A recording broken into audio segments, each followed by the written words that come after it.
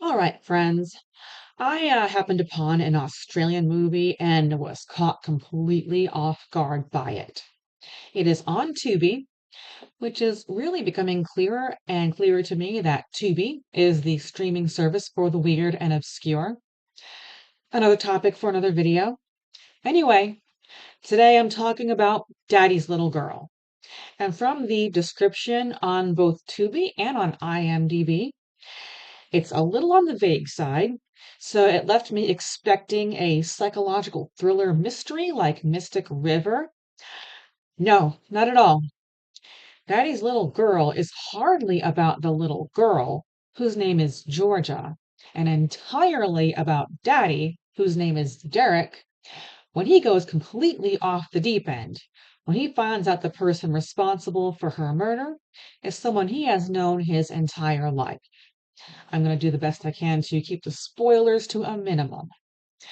Anyway, that's all I'm saying about the antagonist. So, this movie's about Derek, who channels his inner jigsaw Dexter Ramsay Bolton by first fastening him to a pool table by his wrists and ankles with metal pipe clamps. Because as we can see by the movie cover, he's very knowledgeable about tools and he's very handy. So he's got this guy fastened by the wrists and ankles with metal pipe clamps.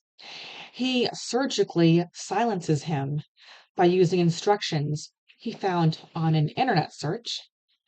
And from then on, throws around just random, acts of cruelty and torture, when his anger at what happened just bubbles to the surface, which is very frequent. This is revenge. So, first he cuts him up the side and cauterizes the wound with a welding torch. He holds his head in place with an adjustable crown of nails. There's some crude proctology done with a PVC pipe and some barbed wire.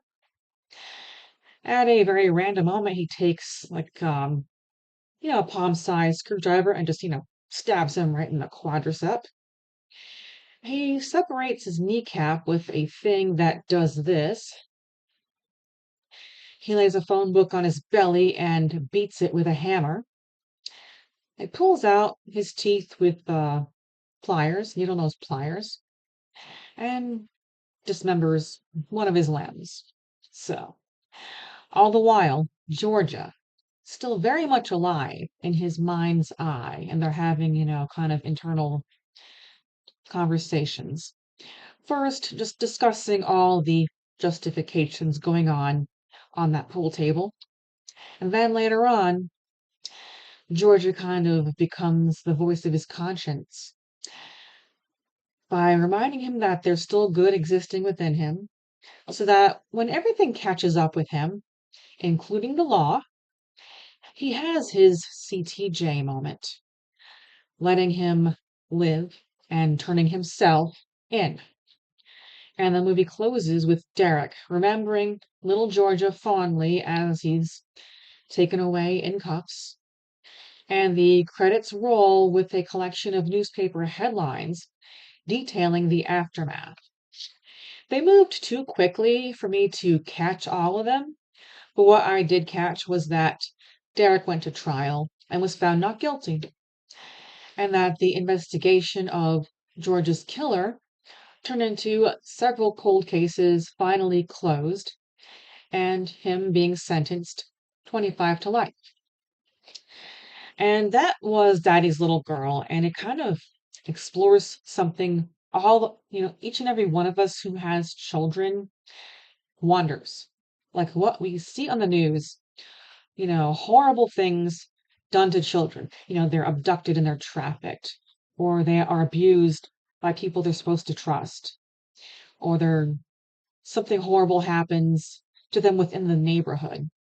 And I mean, even within the movie, a true crime is mentioned within the movie, the one that hurts me the most, the one about Jamie Bulger over in England.